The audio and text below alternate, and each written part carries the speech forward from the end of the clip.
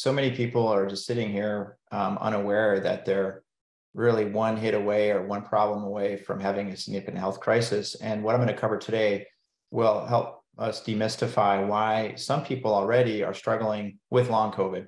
So most of the labs that I'm going to go over today are actually patients that I work with that have long COVID or were diagnosed with long COVID. Some of the labs are just people that were very vulnerable to COVID or had a vaccine injury instead. So this is not a small thing. There's a tremendous amount of people, you can see it all over the news, obviously, but there are people already that have chronic fatigue syndrome, myalgic encephalomyelitis. And so they've been through this for a long time. Some people have been through this for decades already.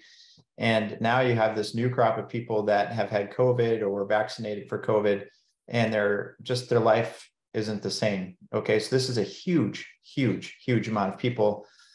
And we're going to cover some pretty straightforward labs that people can run. Most of them are inexpensive. For example, a CBC with differential is I can get for around $12. All right, so it's not necessarily expensive testing we're going to cover today. If you're a clinician, then I'm so glad that you're here, because I've developed a framework that I think is super helpful in approaching long COVID. It seems to be pretty straightforward, and patients understand it when you explain it to them. If you're a client or you're not a clinician, the goal today isn't to get too technical with everything, but I'm going to get a little technical because some of this is actually technical. So without further ado, let me just dive into it. At the end of the call today, or at the end of this webinar, we'll be doing a Q&A. So I'll talk for about 45 minutes to an hour and then do a Q&A at the very end. So let me share screen here. That isn't what I want to do.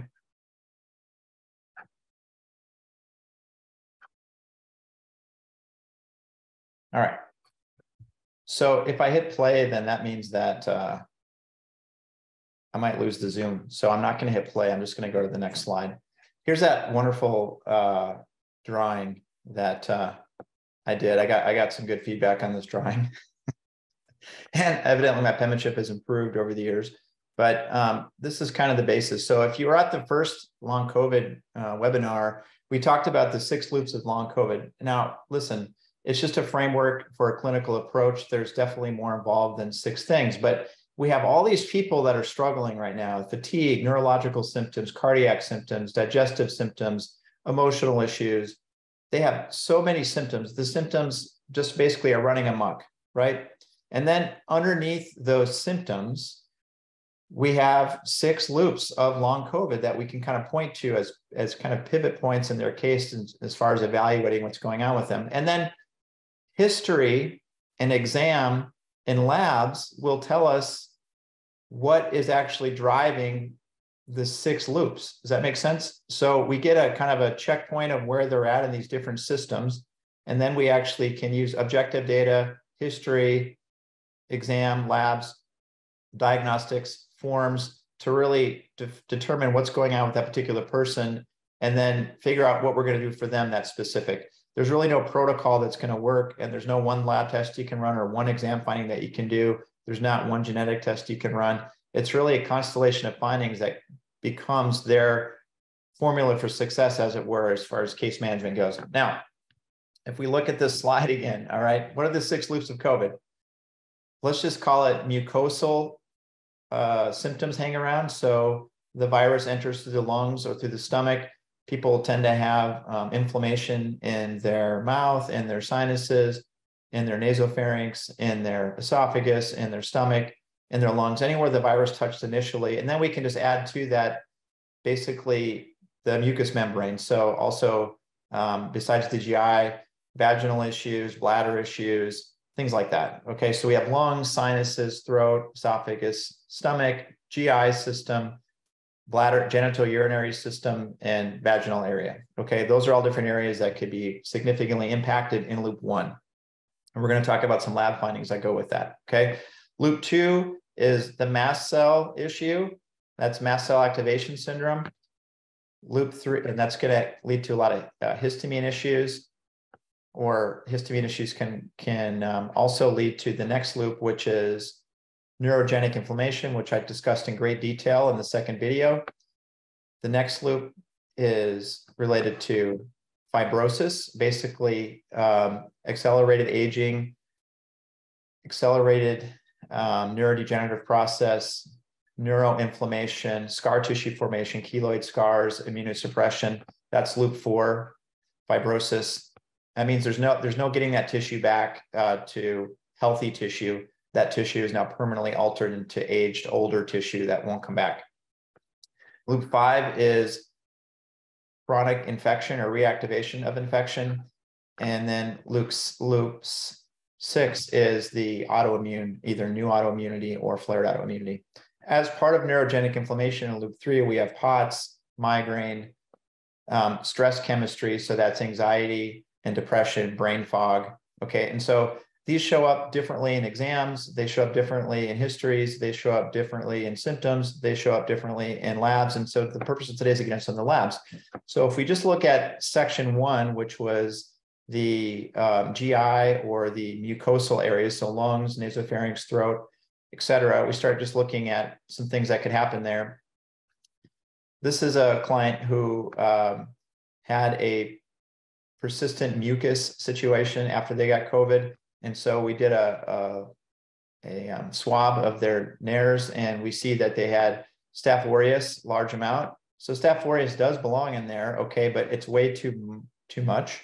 And so basically this would be fitting the category of, yeah, their key symptom is mucus, and it's so bad that they can't sleep at night because it's just draining all night. They can barely work, they can barely breathe. But also technically this is not an infection, but this is an overgrowth. So this would be an example of a lab test that you can do.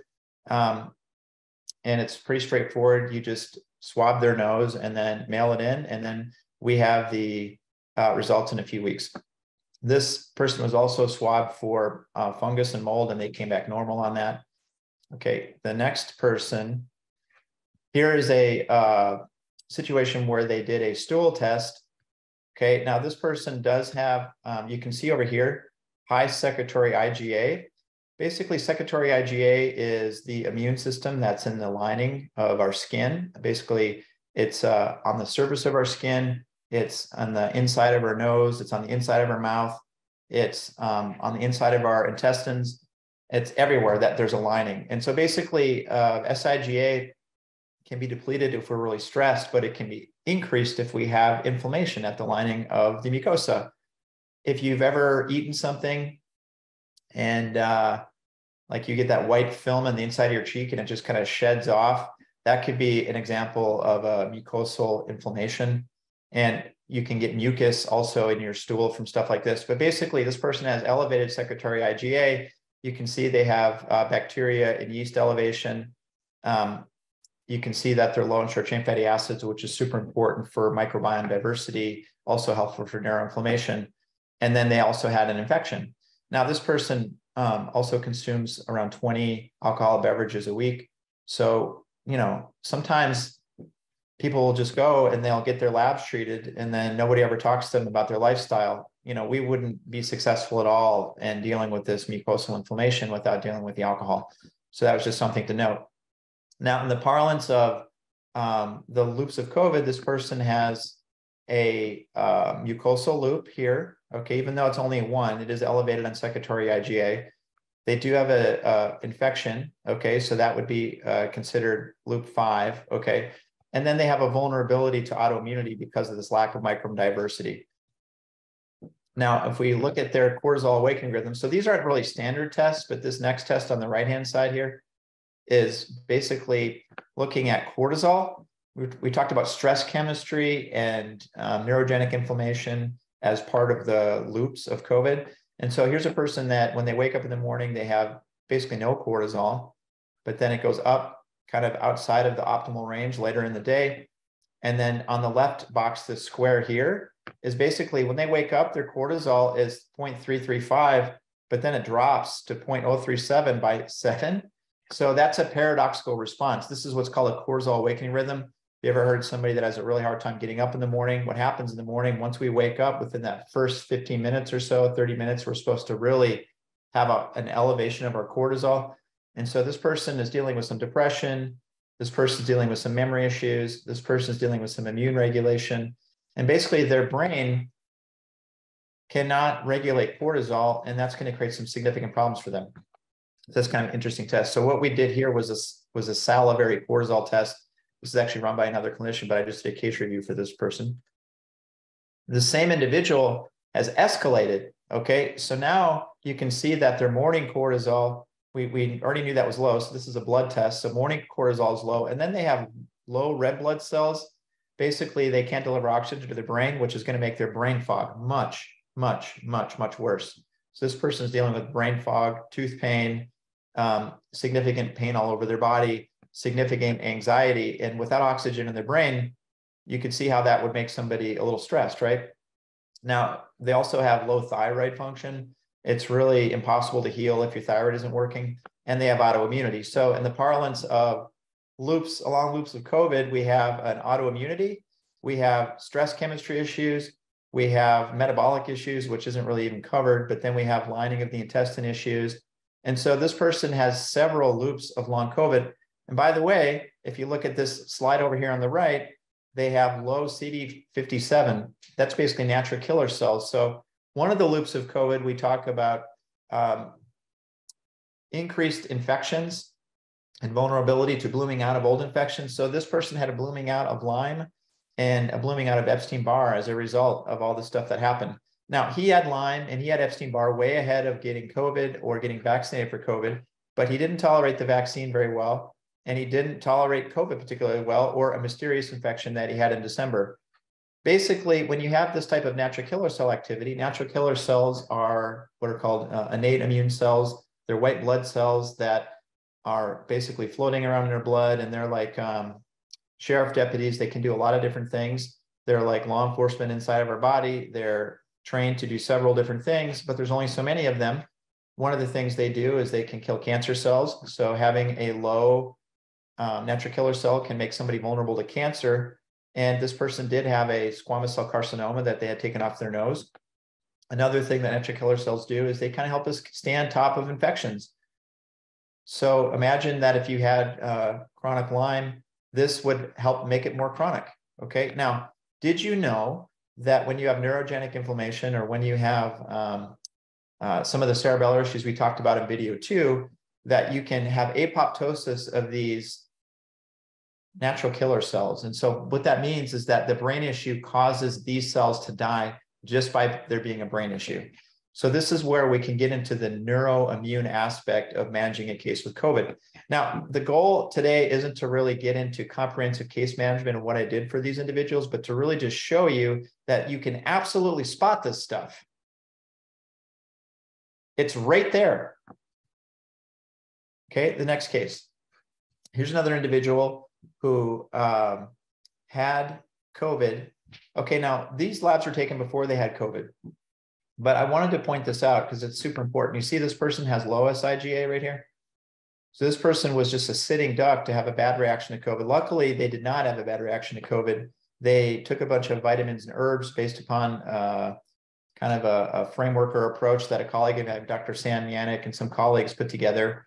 It was a nutritional approach to phases of care of long COVID, and he did very well with that. But you can see that he had vulnerability to things in his gut, basically getting into his bloodstream. And then he had this occlusion and zonulin means that he had leaky gut. And the LPS means he had an infection or overgrowth in his gut. So he had such significant issues with his digestion that he was basically on a carnivore diet, and that's what worked best for him. And when we see these kind of things, we know that because so much of their immune system surrounds their intestines, they're more vulnerable to autoimmunity. But for him, you can't really do much more of a restricted diet than what he's already doing. You couldn't do any fiber. He would just fall apart if he had fiber. But the thing that worked for him was managing things that helped LPS and things that helped histamine release, okay? Because he was reacting to everything that was going into his bowel. He was having histamine reactions to the infection in his bowel. And so when we stabilize his mast cells, he got the biggest improvement from that, which is loop 2, okay? So this is the interface of loop 1, which is mucosal lining, loop 2, which is mast cells. And we could say that because he has occluded zonulin antibodies, that he's shading towards autoimmunity, which is loop 6. Okay, now this is something that I see all the time, starting in the parlance of bladder type stuff. And basically, remember we said any internal lining could be a problem. Man, listen, we all have heard, maybe not, but most of you have heard of like grandma or grandpa, they get that bladder infection, and then all of a sudden they're in the hospital from that bladder infection. And let me tell you, these bladder infections, they just don't start when they're in their 60s and 70s. And the more I do labs, the more I can appreciate as baseline testing how many people have these hidden bladder issues. And so they have these bladder infections, or they have these bladder overgrowths. And this person actually has evidence of a bladder issue. This is actually the slide that shows that. So we see white blood cell esterase, occult blood. So this person actually was getting some bleeding, and it wasn't from her period. Okay, and then there's the white blood cells and red blood cells in the urine. Now, this person also has acute inflammation. And this person at this point in their life did not have COVID, okay, but they got the J&J vaccine, and within their first period of J&J, they just kept bleeding, okay? They just kept bleeding. So this is not a COVID issue, but this could be related to a COVID vaccine. But the acute inflammation, the C-reactive protein, is one of the markers that's so important when we start looking at autoimmunity and new autoimmunity. This means that there's an active bonfire in the body, and we need to do something about it. Did this person have any bladder symptoms? No. Okay, so it's just sitting there waiting. Now, she's 39 at the time, she's 40 now. By the time she's 60 or 70, if this doesn't get dealt with, she's just having excessive acute inflammation. It's systemic.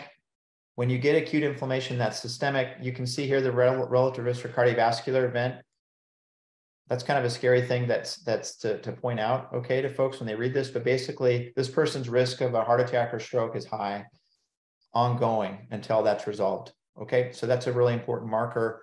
C-reactive protein really ties in with loop 6, which is autoimmunity. It also could be elevated in infection, which is loop 5.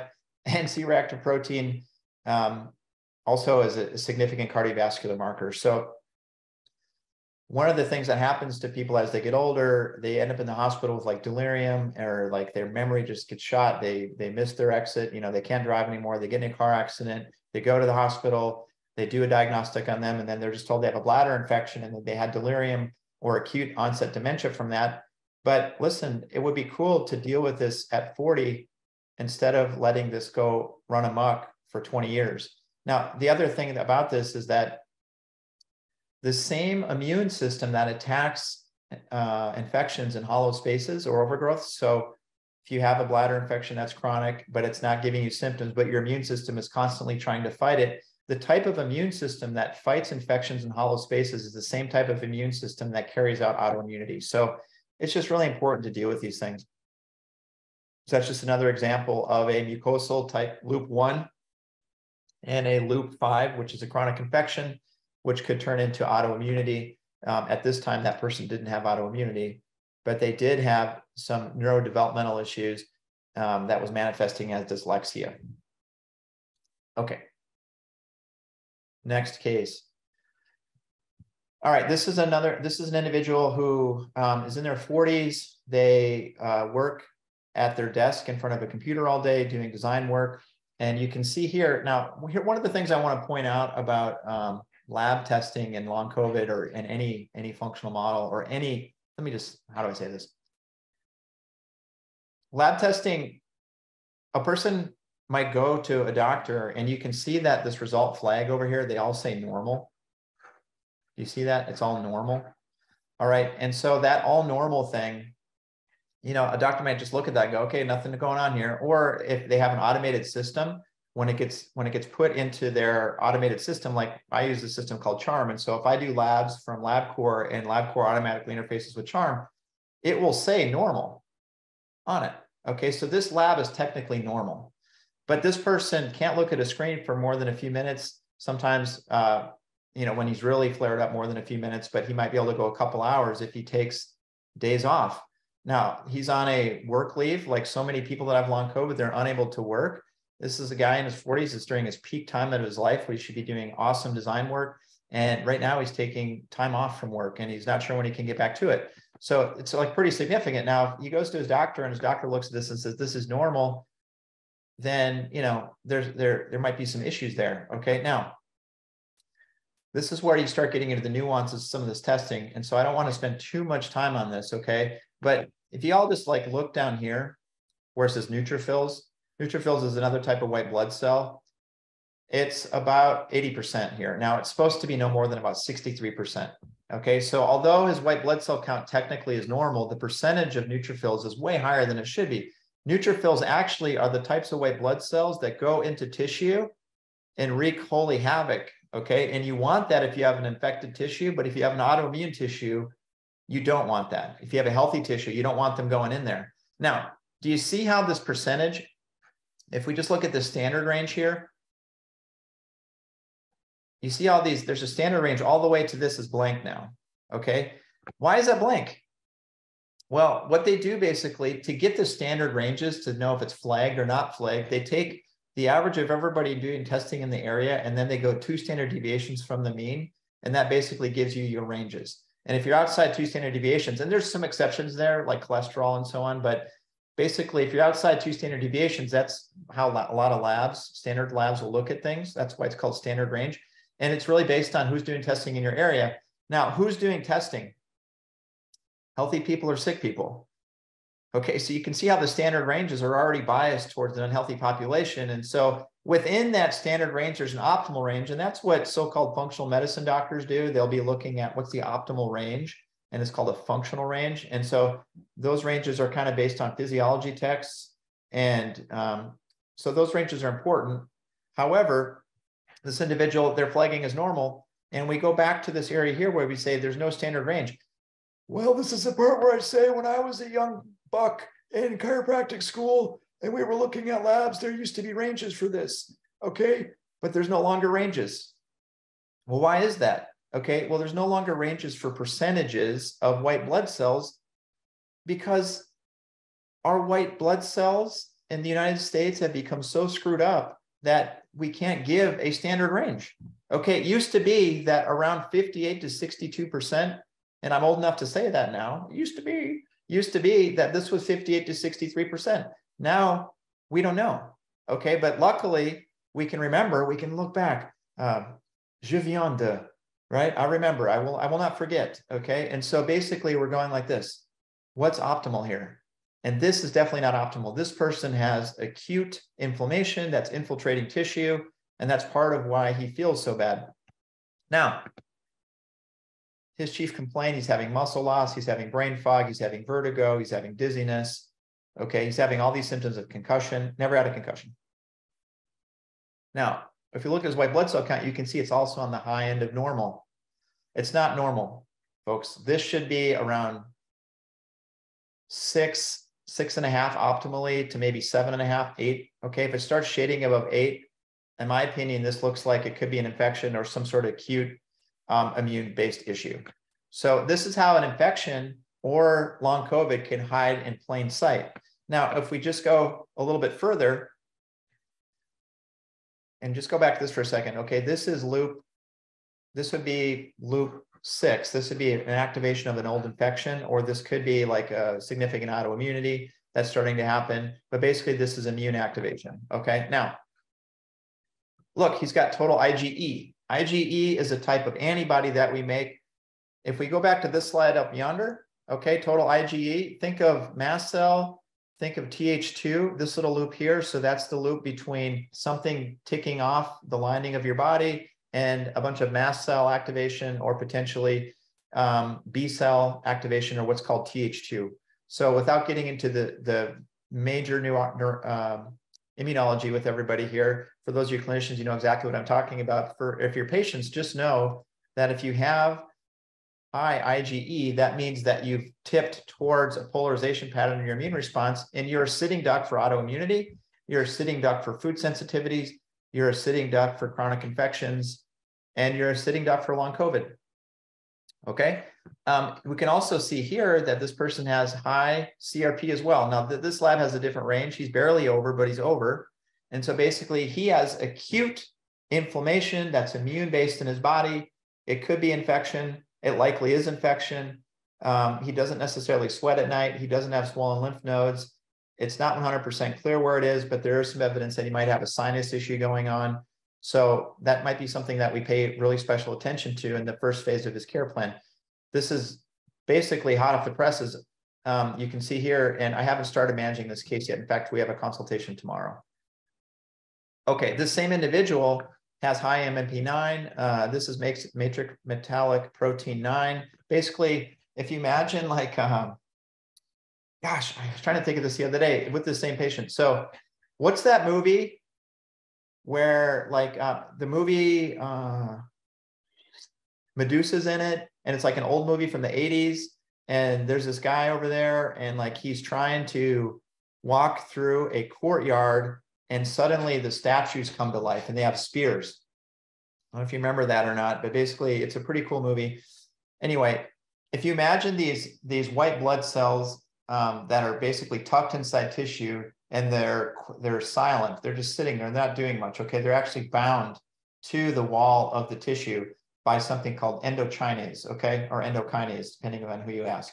And so basically, when they get the signal, okay, when the signal is right, so in the movie, when that guy walked through the courtyard and he wasn't supposed to be there, these statues came to life, okay? Well, when there's tissue inflammation from infection or white blood cells have infiltrated the tissue, these guys break free from their chains, and then they basically grab onto whatever it is. So if it's the virus or the bacteria or that piece of tissue damage, and then they have to burrow out of the tissue into the blood so that they can, or into the lymph system, so that they can now deliver this piece of tissue to the lymph node and figure out what they're going to do about it. And so when you see elevated matrix metallic protein 9, you know that this person's undergoing a significant amount of immune activation. So we can now look at a CRP and go, yeah, okay, there's immune activation. It's acute. We look at his MMP9, we can say there's active tissue damage happening right now, probably in the early phase of that. And he also has elevated white blood cells that are a little bit more than normal and high neutrophils. Gosh, that looks an awful lot like an acute infection that really needs to be managed. Now, if he has autoimmunity at the same time, that autoimmunity is going to be made worse, usually by an acute infection. Not always, but often it is, especially if it's in a hollow space. Because remember, the infection in the hollow space, the immune system that attacks that is the same immune system that can carry out autoimmune attacks. And they work in tandem with neutrophils. Right here. Okay, so that's kind of a really significant case. Now he's got Th2 polarization. He's got active tissue damage. It sounds like he may have an active infection or a chronic infection, a chronic sinus issue. I believe he had sinus surgery. He had some issues going on there. And he's got neurological symptoms. Okay, so he's got stress chemistry from that. And he can't look at a screen without like really getting anxious, dizzy, or basically the light in the screen is making it impossible for him to work. Okay, so that's what that case looks like on labs. That's what the loops look like for him. Okay, if we go to the next case, we talked a little bit in the first two sections about stress chemistry. When I say first two sections, I mean the first two videos. By the way, I know I'm talking like the Micro Machine Man, but I do have quite a few slides I want to get through, and then I want to be able to take questions. Okay, so imagine you sweating all the time, having terrible memory, gaining a bunch of weight around the middle. And basically, all your doctors are just basically telling you it's normal, have incredible anxiety. So this individual was traveling. They got COVID while they were on vacation. They had to shelter in place while on vacation. They came back, and this wasn't the first test I ran with them. Some baseline tests we ran. Basically, I looked at her white blood cell count. It actually looked pretty normal. You can see that she had elevated MCV, which means her red blood cells are too big. It means she can't oxygenate her tissue. And so she's going to be constantly in stress chemistry from what's called macrocytosis. So that's not really the point of the slide, but that's still a very significant impediment to her healing process. And that's going to make all of her stress chemistry worse. And it's going to make it hard to resolve that. And it's going to make it really difficult to resolve infections and have a normal brain function when the cells are too big to oxygenate the brain. Okay, but here's another case where you have that bladder infection, okay? And this patient, it's like been the bane of their existence. So I'll send them to their doctor to get treated for a bladder infection, and then the doctor's like, we don't see it, we don't want to treat it. The stuff that we're doing isn't necessarily working in a functional model with probiotics and herbs, but this bladder infection is keeping the autoimmune dream alive. The autoimmune dream alive is keeping the immune signaling alive. That immune signaling is activating her brain, and it's causing stress chemistry. That stress chemistry is causing a significant cortisol issue. That cortisol issue is now opposing insulin. Cortisol is a stress hormone released from the adrenal glands, and it causes us to dump stored glucose. So it increases our glucose levels, whereas insulin decreases our glucose levels. This individual's on keto, and if they go off keto at all, basically have anything with sugar or starch at all, their blood sugar can easily go over 160, 170, 180, and sometimes it can take days to come down. So basically, they're on their way to diabetes. We've done testing with her in the past, and she did have autoantibodies to aspects of her pancreas. She did not have antibodies to aspects of her adrenals. So this could be an expression of adrenal autoimmunity, not technically Cushing's yet, okay, or excuse me, Addison's yet, but it could end up being Addison's. And we did go back and go back to the doctor and see if we could do a scan to see if there was a tumor or something like that happening. And so they've just decided that her results are not high enough to warrant any of that investigation yet. And she is starting to feel a lot better. We've done some things to help her manage cortisol with supplements. And we did some intensives with her, and her anxiety came down. She's back to work, okay? But basically, this is a case of high stress chemistry. We know that that high cortisol does what?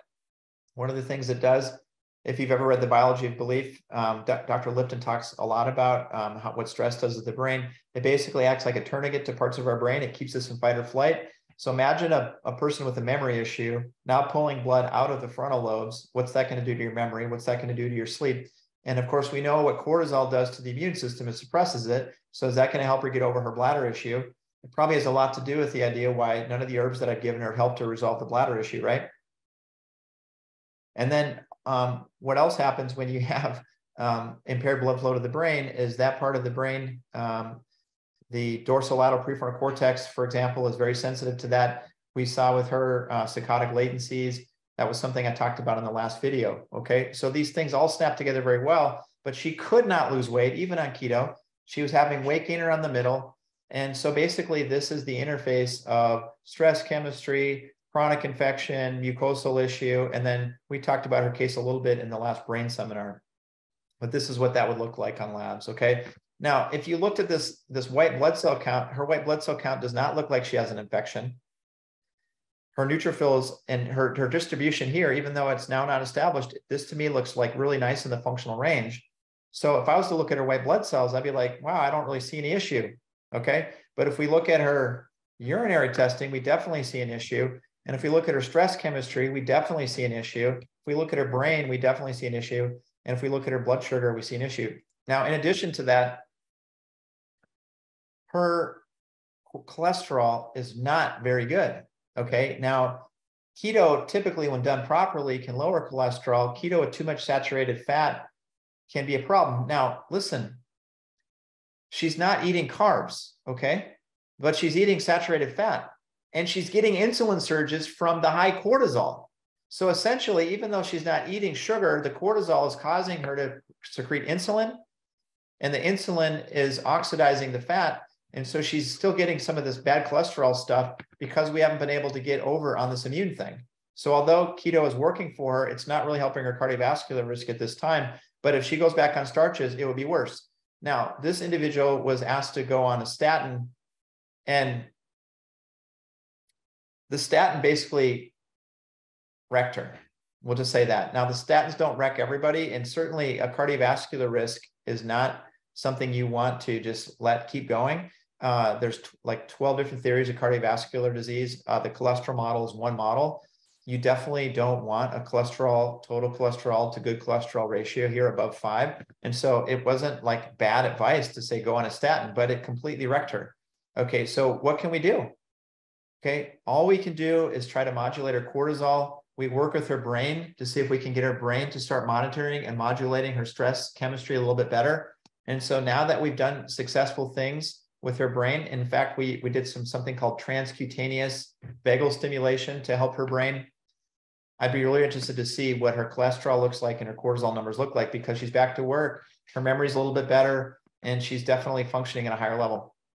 Okay. This person does not have elevated TGF-beta that's suppressing her immune system, that's causing her to have an infection. So we ruled that out. But you can see here, there's another blood test. They totally messed us up at the lab. Okay. They totally messed us up. They didn't do the right test. Okay. But they did take her cortisol first thing in the morning. You can see that it's elevated. So even in a blood test, it's elevated. This test right here is they collected urine for an entire day and it was elevated. Okay. Now the doctor just didn't think this is elevated enough to warrant a CT scan, but it's still something that we're monitoring. Okay, moving on to the next case. Okay, this is a consult I did today. Okay, now this person got COVID, I believe, in 2021, and then they got vaccinated last year. And after I don't want to say which vaccine it is, okay, but they got 2 vaccines. And basically, their bones just started melting. It's the best way to describe that. So she has avascular necrosis in her left hip. She has a compression fracture in her spine. She has what feels like fractures in her wrists. She's incredible amount of pain. She's awaiting insurance approval on an MRI so that she can get further treatment for her back injury. But basically, she's been in significant pain since the fall or the summer of last year. And so we look at her white blood cell count, it's high. This looks like infection. Okay, look at those neutrophils, extremely high. They're actually outside of lab range, and then our alkaline phosphatase is low. Well, gosh, it's really tough to fix bone when your alkaline phosphatase is low. I commonly see this with celiac also lowering alkaline phosphatase. Celiac is an autoimmunity that can cause your immune system to attack your brain, and 3 out of 4 people with celiac, or 1 out of 4 more your intestines. Okay, so that's a significant autoimmunity. So my theory in her case is that she has a autoimmune bone disease, and we're going to confirm that with the test called Cyrex-RA5. She's going to get a DEXA scan. We could also do a urinary test to see if she's actively losing bone. I think it's glucose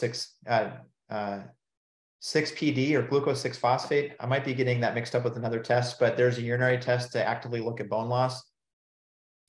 And so anyway, this is just a consult that I did today, but this person definitely has either long COVID or a vaccine injury.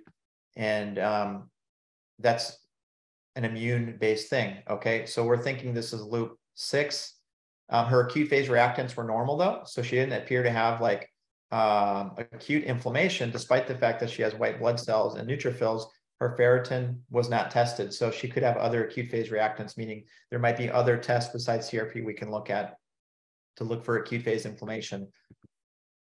Okay, so with her, you know, we're actively exploring some things that's going to calm down her symptoms. She did say the thing that helped her the most so far was aspirin, even though steroids did almost nothing for her. So that's again lending to a little bit of an acute inflammatory issue. What aspirin is going to do is it's going to affect neutrophil influx into tissue. It's also going to affect something called prostaglandin E2, which can be pro-inflammatory. It's called an eicosanoid. Okay, let's move on to the next one. And I'm going to summarize this at the end, everybody. Okay, these are labs that are basically these people are sitting ducks for infections. So you can see that their white blood cell count's lab low. They're also at high risk for cancer when the lab white blood cell count is low. You can see this person has low lymphocytes, so their natural killer cells are probably going to be low. The types of white blood cells that make antibodies are going to be low. So here's the deal, like they go to the lab and they run antibody testing and they're told that they don't have autoimmunity. Well, no kidding. They may even have been told earlier in their life they have autoimmunity, and then they'll run antibody tests and their doctor will say, oh, you're in remission because you don't make antibodies anymore.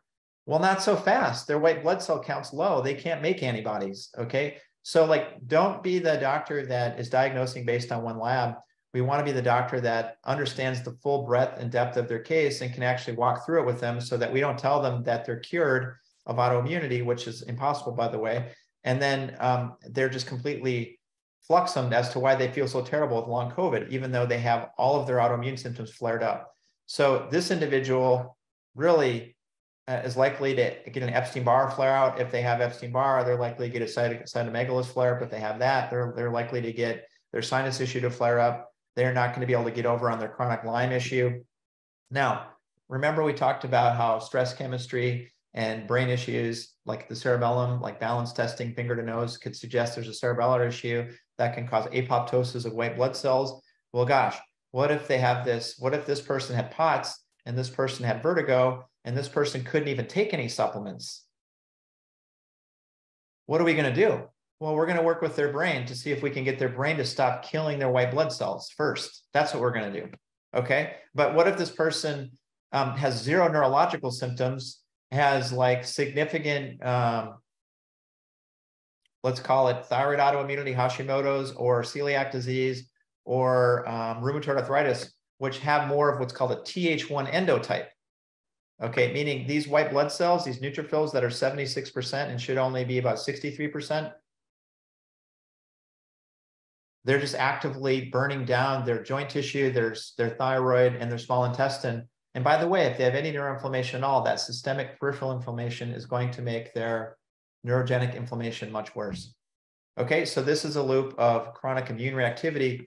We don't know enough about this case, but we could say that this is leaning towards a chronic autoimmunity, definitely not an acute flare of it, although we could say possibly an acute flare because these neutrophils are 76%. And they should be around 63%. Remember, the neutrophils are the thing that go into the tissue to try to resolve the problem. So you actually want neutrophils elevated if you're trying to resolve an inflammatory issue. But if what they're trying to resolve is tissue damage that's from healthy tissue because your immune system is attacking healthy tissue, that is not good. We want to try to stop those neutrophils from going into tissue. Here's another case on the right-hand side of high neutrophils. Okay, so that goes to this next slide. Okay, again, this is another person with low white blood cell count, but look at their neutrophils, 39%. They should be 60.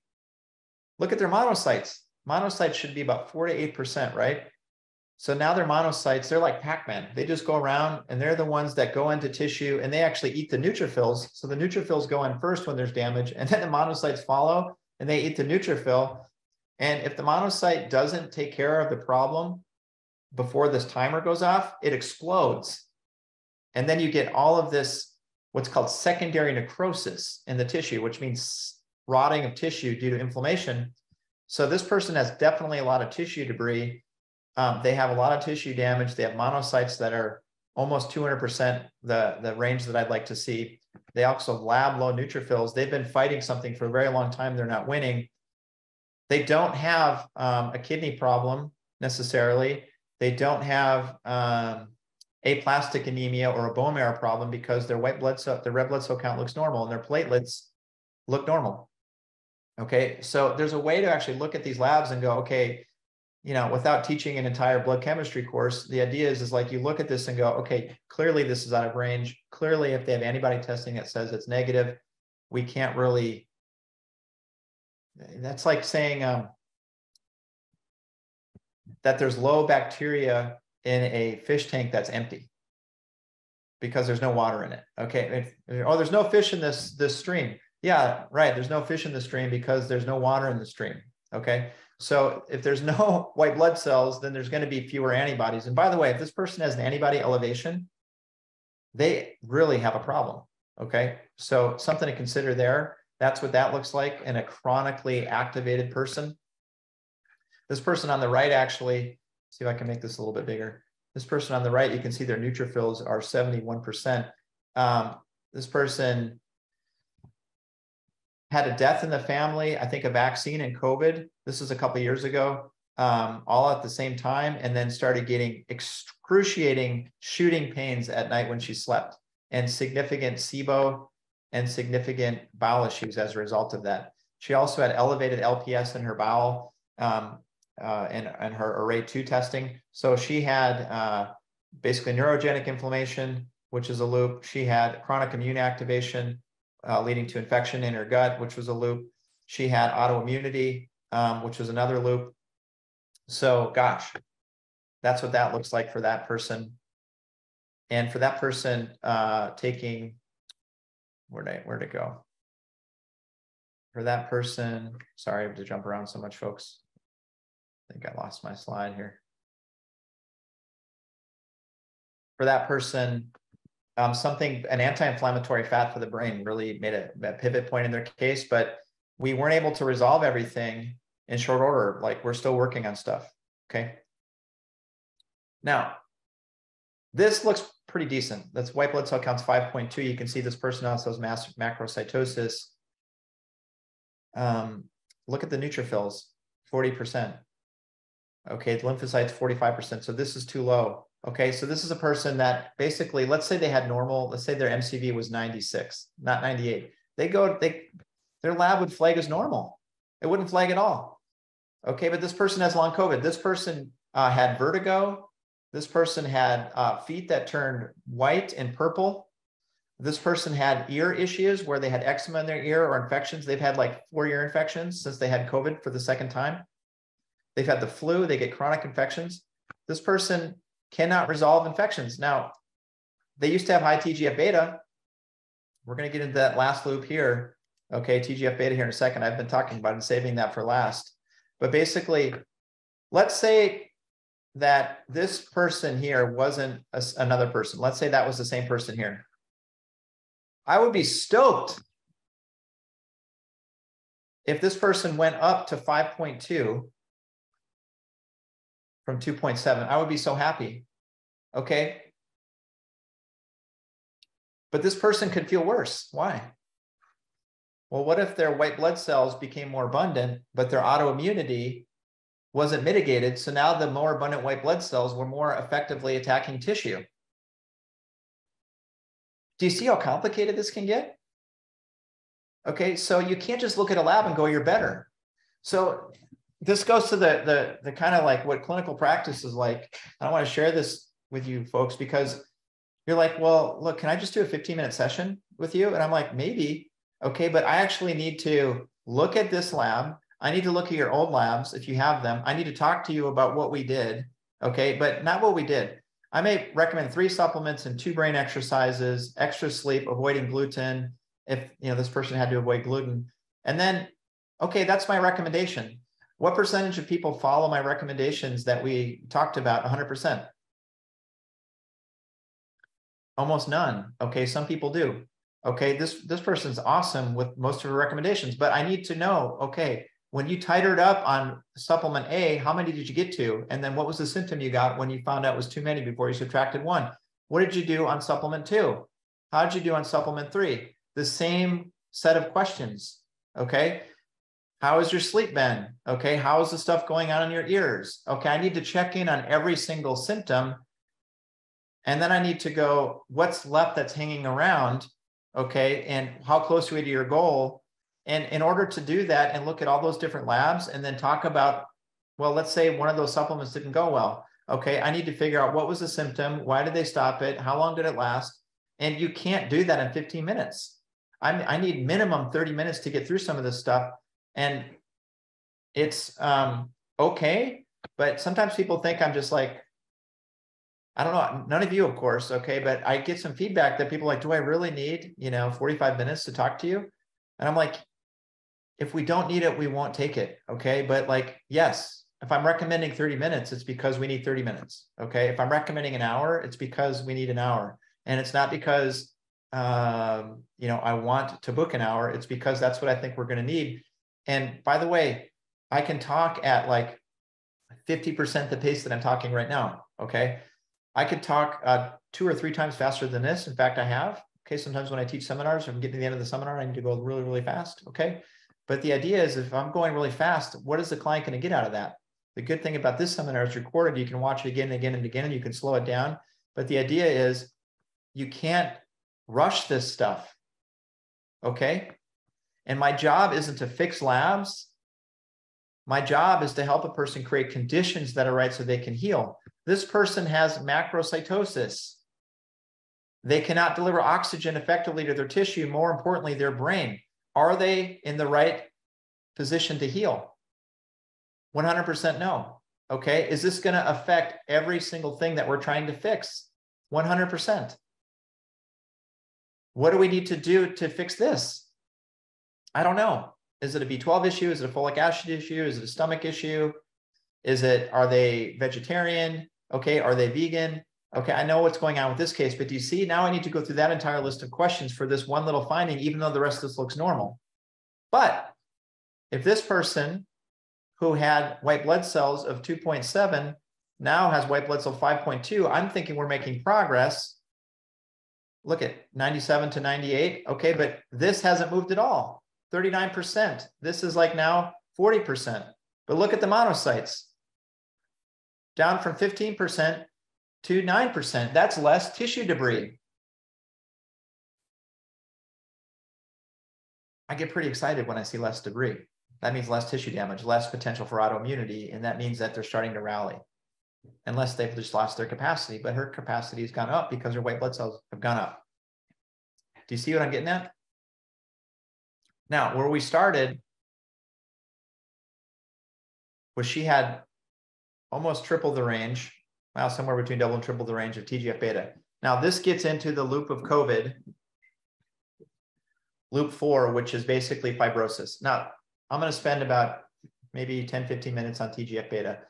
Just Google TGF-beta after this call, after this webinar. Google TGF-beta and you'll be like, okay, now this test is like $16 through LabCorp. That's the deal that we've been able to get people, is $16. It's worth its weight in gold, to the point now where I just do this as baseline. TGF-beta goes up when cancer cells are abundant. TGF-beta goes up when we have a bunch of scar tissue formation happening or a bunch of inflammation resolution happening. So let's say you had a surgery or something and you have a ton of white blood cells that are now inside of tissue resolving that injury. It's appropriate to have TGF-beta going up, okay? But when TGF-beta goes up, it suppresses the production of a chemical in our body called, or a protein, a tri-protein amino acid called glutathione. Now, if you've taken one of my seminars as a clinician, I've spent an entire weekend talking about glutathione. And basically, glutathione does liver detoxification. Glutathione, if it's the best way to pull the pants down, like de-pant, you know, that old prank where you pull somebody's pants down, okay, and expose their underwear, like that old high school gag that people do. Okay, the best way to de-pant the brain is to basically drop glutathione levels. Glutathione also basically is a major antioxidant, so it quenches free radicals. It can help chelate heavy metals out of your body without penetrating tissue, which is super important. But it's very difficult to make. It's 3 amino acids, and in order to make it, you have to have really good blood sugar, which most people don't. You have to have really good protein digestion and absorption, which most people don't. And you can chew it up very quickly because free radicals, or basically aging or energy production, chews that up. So imagine like a bunch of furnaces in your body called mitochondria making energy. They release heat and they release exhaust. That exhaust creates free radicals, or is free radicals. Those free radicals damage the DNA. And when the DNA is damaged, we're more likely to express oncogenes or cancer genes. We're more likely to express inflammation, and it's basically trying to kind of slow us down or make us aware that there's a problem if we're not able to quench these free radicals. These free radicals are what, like, if you ever look at a triathlete and you're like, wow, that person's like in their 30s and they look like they're in their 50s. It's the free radical damage from the sun and like overtraining that can damage their skin. It's free radicals that basically is what is aging us, but free radicals are a part of life. It's not just good enough to say we take a bunch of antioxidants, because that can polarize the immune system into a bad place. So-called anti-aging medicine uses a lot of antioxidants, okay? And those antioxidants actually can be dangerous, and they actually can suppress the production of glutathione. Anyway, I'm getting off track. My point is when you have high TGF-beta, you have an increased risk for cancer. Now, this person didn't have cancer, but there's another person that I'm going to show later with TGF-beta that did have cancer. I had another client in this morning who is recovering from long COVID. He's doing so much better. He had mucosal cancer. He had cancer inside of his mouth. And he had high TGF-beta when we ran his baseline test for COVID, but he had cancer years ago. And I'm guessing he had high TGF-beta this whole time. Okay. But when you have high TGF-beta, that also can be secreted by what are called myeloid-derived suppressor cells. If we go back to that loop 3 of COVID, which is long COVID, which is neurogenic inflammation, remember that the nerves can secrete something called VIP, and that VIP can tell the bone marrow to start pumping out ILC2. ILC2 causes these myeloid-derived suppressor cells to be made in the bone marrow, and then they release TGF-beta. Why is the body doing this? Because you're freaking inflamed, okay? And your immune system is freaking out. So you start making all these myeloid-derived suppressor cells to try to get in and calm everything down. But just like any other process, it can go off the rails. Now, there's really no easy way to measure myeloid-derived suppressor cells. And there's really no way to know exactly why you have elevated TGF-beta. You can take a history and you can kind of work through that, okay? But you can take it to the bank that if your TGF-beta is elevated, you're gonna have more free radical production. And if you have neuroinflammation, which is basically a permanent change to your white blood cells in your brain from a blow to the head or a significant psychological trauma or significant infection, then these free radicals will hit those cells in your brain and they'll give you brain fog, and they'll give you depression, they'll give you anxiety, insomnia, numbness and tingling, pain. And then you end up with neurogenic inflammation and the histamine release and the pain and the migraine and all that stuff downstream that we've been talking about over and over and over again since I started these COVID videos. So when you see elevated TGF-beta, you're like, okay, this person probably is producing free radicals. They're undergoing accelerated aging. They're likely creating more scar tissue that's permanent. They never get that back. It's permanent. Fibrotic changes. Okay, this is a 19-year-old girl undergoing permanent fibrotic changes who has celiac, who has dyslexia, and who has an autoimmune condition that's affecting her blood and her circulation. How much longer do we want to wait before we jump in? Do we wait till she can't walk? Do we wait until she has vertigo so bad that she can't drive or go to school? Okay, when do we want to dive in? Okay, now, if you're taking things like to try to help your body fight autoimmunity or regulate your immune system for autoimmunity, you kind of want TGF-beta to go up. You don't want it low for sure. Okay, to fight infection, you kind of want it lower, okay, or normal. To not have autoimmunity, you want it normal. And if it's high, that might be in one way good for autoimmunity, but another way it's really not. So we just need to drop that idea, because TGF-beta, when mixed with stress cytokines, can cause activation of those white blood cells that carry out autoimmunity. I know I'm talking really fast, but I don't know how else to get this in, okay? So this TGF-beta is a really big deal. And what happens to people sometimes is when they take antioxidants or they take glutathione or they do something to lower TGF-beta, they feel worse. Okay. And so they feel worse maybe because now their immune system's going after the infection that has been like just waiting in the wings. One other reason that we have elevated TGF-beta is because, I'm looking at the time, is because pathogens love being in our body. They're like, this is amazing. They get in your body and they're like, I like it here. This is like cool. Like, you know, I think I'm going to move here. I want to set up camp in this tissue over here.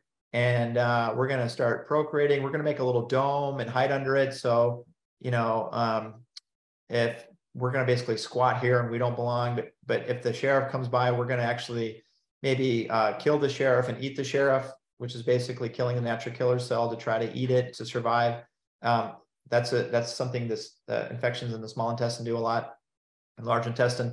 And, you know, we're going to actually pay off the immune system so that they basically don't want to root us out. So they become organized crime inside your body, and they have a relationship with all the cops, and the cops are basically looking the other way. So that's one reason we have elevated TGF-beta. So when you start lowering TGF-beta, with whatever your interventions are going to be, they may actually go through a healing crisis. They may get a fever. They may get swollen lymph nodes. However, if you lower TGF beta and they have autoimmunity, they may get an autoimmune flare if other factors aren't in place first. And I can't go through what those factors are, folks, because that's another, 2-week seminar or 3-week seminar. It's going to be different for every single person. Can you see how this map is starting to look different for everybody? And that's why the name of my clinic is Atlas Health, because it's a book of maps to figure this stuff out. So the moral of this story with TGF beta is when this is elevated, you're undergoing permanent tissue fibrotic damage. And if you say, for example, have kidney disease and your kidneys are already in grade 2, grade 3, grade 4 kidney disease, you don't want this elevated. You're going to have permanent loss of kidney function that doesn't come back. That means your EGFR may never come back to normal. Okay, we want to make the buck stop here. If you have cancer, it may be harder to stay in remission. If you have Epstein-Barr virus, cytomegalovirus, if you have shingles suddenly, a lot of people get COVID and they're getting shingles. Okay, a lot of people are getting COVID and they're getting their yeast infection back. A lot of people are getting COVID and they're getting chronic sinusitis. A lot of people are getting COVID and their Lyme is coming back, all their Lyme symptoms, because this resolution chemistry, the body trying to resolve the inflammation from COVID, led to kind of an unbalanced resolution leading to elevated TGF beta, allowing basically all these infections to run amok. And those infections running amok infect tissues. And so now we have to sacrifice that tissue. And so now you have infectious debris running around and you have tissue debris running around, and your immune system may grab a piece of that tissue debris and go, huh? And it goes to the lymph node and you can get autoimmunity from that, new autoimmunity. Okay, loop 6. So the person with TGF beta elevation definitely has loop 4 going. Okay, they have loop 5 going probably, and they're likely to develop loop 6. And they get permanent, irreversible aging. So when I see TGF beta elevated, I like drop my pen. Okay, now, working with people with elevated TGF beta, working with people with infections, working people with inflammation, they absolutely can feel worse before they feel better, because we're actually resolving infections. You might feel sick. Okay, but what you don't want is new autoimmunity, and you don't want a flaring up of existing autoimmunity. Those are things that are not, we'll just say we're not going to abide that, okay? But if we abide a fever and a healing crisis, that's one thing. Okay, here's another person. This person has has a mother that passed away recently of kidney failure. Her kidneys are also not doing very good. She's much younger. She's in her 50s. Okay, her mother just died last year, and she has a bladder infection that cannot resolve. She also has tissue debris over here, high monocytes. She has low normal white blood cells because she's fighting something chronic. Okay, so what loop is this? Okay, this is the mucosal lining loop, loop 1. This is the chronic infection loop. Okay, and she also has Hashimoto's, so this could be chronic autoimmunity loop. That's loop 6. Okay, but look at where we were. We did these labs in January. Okay, she had elevated homocysteine, 17.8. Homocysteine is something the liver makes. It's supposed to convert to glutathione. It's extremely toxic to the brain and blood vessels. It can cause cardiovascular disease, and it basically is correlated with cancer because you need to do something called methylate in order to take care of homocysteine. So her homocysteine was lab high. Like 6 weeks later, it's still outside of the functional range, but it's now normal. That's very exciting. Okay, so this person is less likely. Oh, by the way, she has cancer. She had skin cancer, so she's showing signs that she's going to be less likely to get skin cancer. This was her TGF beta. Again, another person with cancer that had high TGF beta walking in my office. Look at it now. Okay, that's pretty cool. That was like 6 weeks. Here's another case.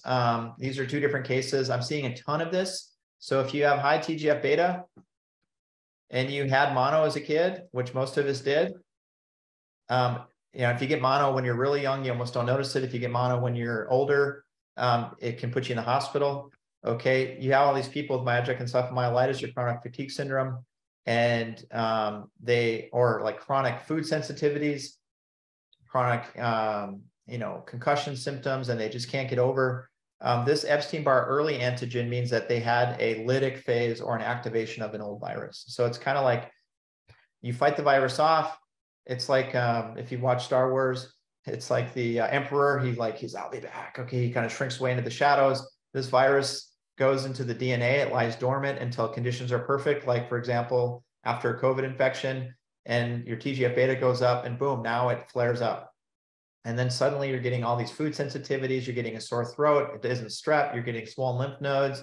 Nobody can figure out what's going on. We do an Epstein-Barr early antigen and it's high. Now, we go back to that story. Okay, now they have Epstein-Barr early antigen. Can this person tolerate supplements that take care of it? Can this person tolerate the medication that takes care of it? Okay, what is this person's brain doing? Do they have saccadic latencies? Can they pursue? Do they have any vestibular imbalances that we can identify, like with diagnostics and goggles and balance testing? And if they do, and they don't tolerate supplements, then we might need to do some things that help them with stress chemistry and their brain first, as a first order of business. Okay, does this person have diabetes? Folks, you're never going to fix somebody that has a chronic infection if their blood sugar is that high and they don't manage it. Okay, we're not going to be able to successfully manage their Epstein-Barr if they have high TGF-beta. That becomes the first step. Okay, what if you have high TGF-beta and you can't even tolerate glutathione, even though it's clear that you need it?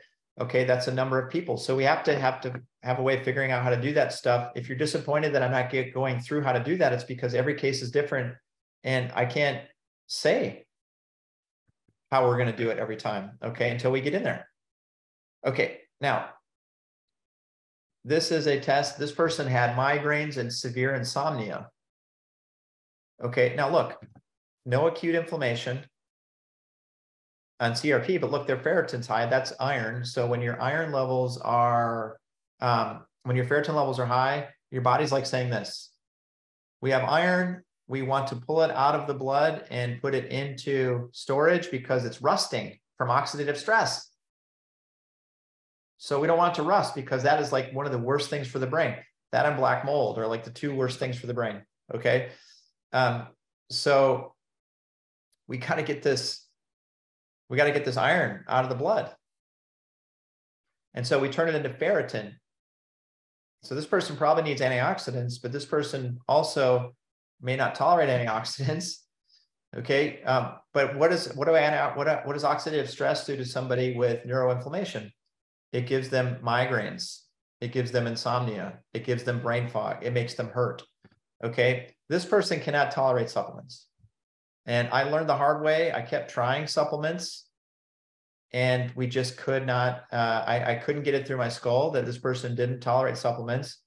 And I almost lost them as a patient, but thankfully they stuck it out with me. We're no longer, well, we did recommend not really a supplement, but more of a fat, which is food, okay, to help neuroinflammation.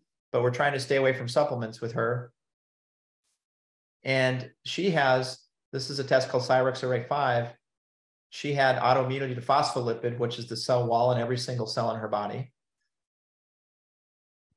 Cytochrome P450, which is liver. This is why she reacts to everything. Okay, and azaganglioside, which is basically brain autoimmunity and central nervous system autoimmunity. It helps tend to myelin. Okay, so basically a lot of her insomnia, her chronic digestive issues, her migraines from the top down are basically from neuro autoimmunity and systemic autoimmunity. And she was in an acute phase when she came in. And the things that I would like to normally do to lower acute phase reactants, she reacted to all of them. She couldn't take them. And she had all these histamine issues. She couldn't tolerate things that block histamine. So basically right now, we're just trying to work with her to help her with deal with this stuff using like fitness. Band exercises for her hips, if you can believe that. And she's making some interesting progress. She's also doing keto, which is pretty cool. By the way, I don't recommend keto for everybody. I'm not a zealot, okay? But keto is amazing for a lot of people, but keto is actually terrible for a lot of people too. And you absolutely can do keto wrong. And so I'll make an entire another video on keto. Okay.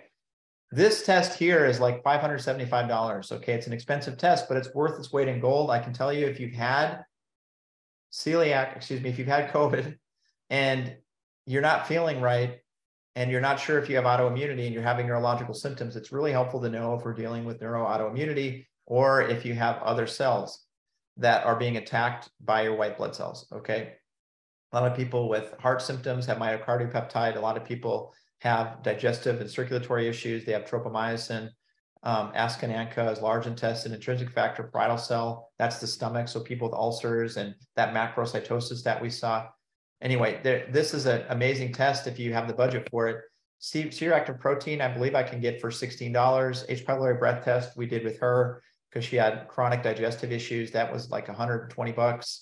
Homocysteine, that's up there. That's like $70. I can't get that down.